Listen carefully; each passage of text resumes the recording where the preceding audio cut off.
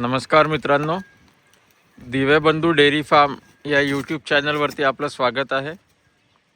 मागे मी आपल्याला दाखवला होता व्हिडिओ, आमचे हे गांडूळ खताचे टाके तयार होत होते. आता छान तयार झालेले आहेत. तर आज मी 40 किलोची पहिली बॅच आणलेली आहे गांडूळांची. आपण बघू शकता हे शेण पूर्ण याच्यात भरलेलं आहे.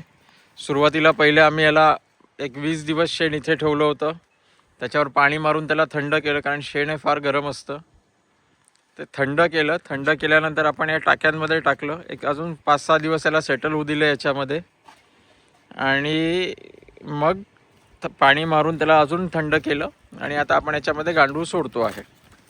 तुम्हाला दाखवतो. 2 महिन्यांमध्ये पूर्ण टाका तयार होऊन जाईल.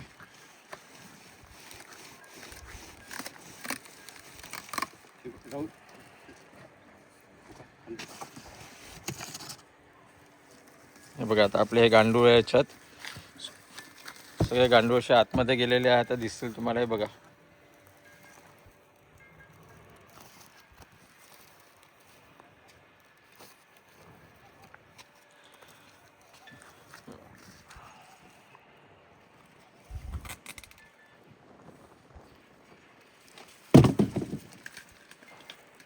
इथे गांडुळांची ऍक्टिव्हिटी तुम्हाला दिसते.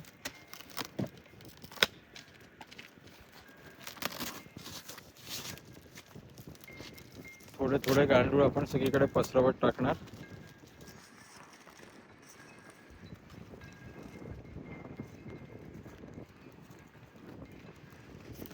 आणि याला आपण दर 7 दिवसांनी गूळ आणि बेसनाचं पाणी देणार आहोत. आतापर्यंत आपण कधी दिलं नाही गांडूळ खताला, पण मी इतक्यात जे सध्या यूट्यूबवरती माझे रिसर्च व्हिडिओ बघणं सुरू असतं, त्याच्यामध्ये मला दिसलं की गूळ आणि बेसनाचं पाणी दिलं की ते अजून छान पद्धतीने कार्य करतात. गांडुळांची संख्या देखील लवकर वाढते. आपल्या खताची क्वालिटी देखील छान असते त्याच्यामुळे.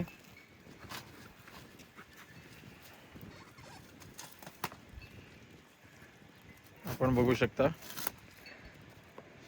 आपण आतापर्यंत नागपूरला 30 रुपये किलो आणि 50 रुपयाला 2 किलो पद्धतीने गांडूळ खत विकत होतो. पण यावेळेचं आपण गांडूळ खत अजून ॲडव्हान्स पद्धतीने बनवणार आहोत. म्हणजे त्याच गांडूळ खताचं घनजीवामृत देखील बनवणार आहोत.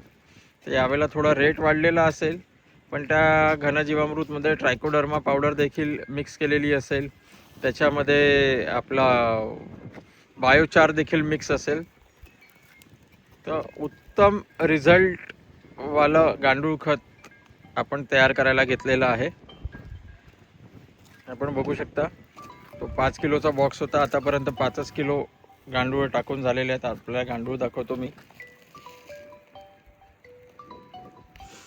मित्रांनो, हे गांडूळ बस पुढच्या 15 ते 20 मिनिटांमध्ये खाली चालले जातील. आता आपण जस्ट वरती टाकले असल्यामुळे ते वरती आहेत थोडे.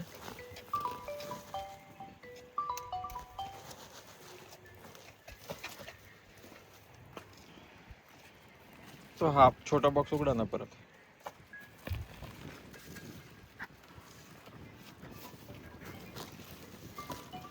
ते आपले 10-10 किलोचे बॉक्स आहेत. ते 2 त्या ह्याच्यावरती ठेवलेले आहे. तू टाकणं सुरू कर ना त्याच्यात.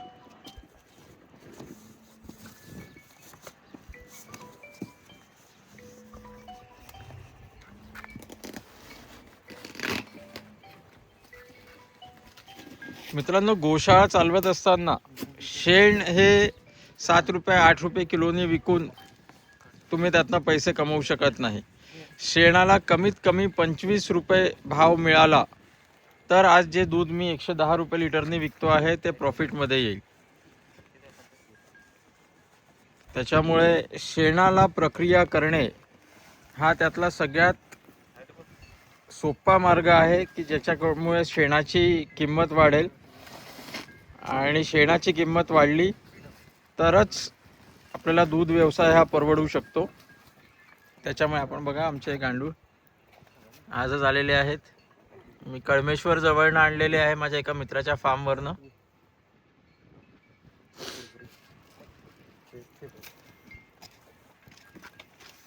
आज आपण हे 4 टाके रेडी करतोय. 40 किलो गांडूळ आणलेले आहेत.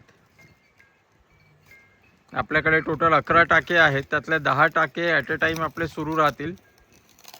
आणि जो शेवटचा 1 टाका आहे ते टाकं मात्र आपण एम्प्टी ठेवणार, म्हणजे ज्या वेळेला आपल्याला या टाक्यातनं गांडूळ खत काढायचं असेल गाळायला, त्यावेळेला याच्यातले गांडूळ त्या टाक्यात टाकले जातील, म्हणजे एक टाका आपल्या नेहमी एम्प्टी राहील. अशा पद्धतीने आपण करतो आहे.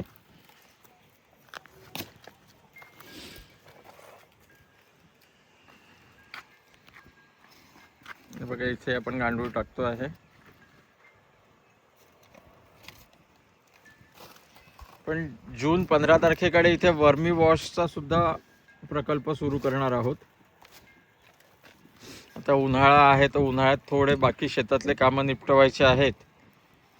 ते एकदा निपटले की आपण छान वर्मी वॉश सुद्धा सुरू करू.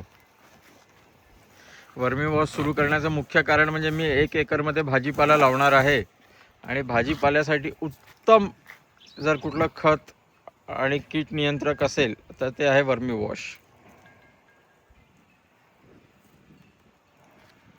हे आहे याच्यात आता उरलेले 5 किलो टाकणं सुरू आहे. तसंच आमच्या डेअरी फार्मवरती रोज काय होतं हे बघण्यासाठी आमच्या चॅनलला लाईक करा, सबस्क्राईब करा आणि मित्रांनो व्हिडिओला लाईक करा की जेणेकरून जेवढे जास्त लाईक्स येतात तेवढा यूट्यूब हा इतर लोकांना दाखवतो. फक्त बघून आपण सोडून दिलं तर यूट्यूब त्याला पुढे लोकांमध्ये प्रसारित करत नाही, कमी लोकांमध्ये प्रसारित होतं. धन्यवाद.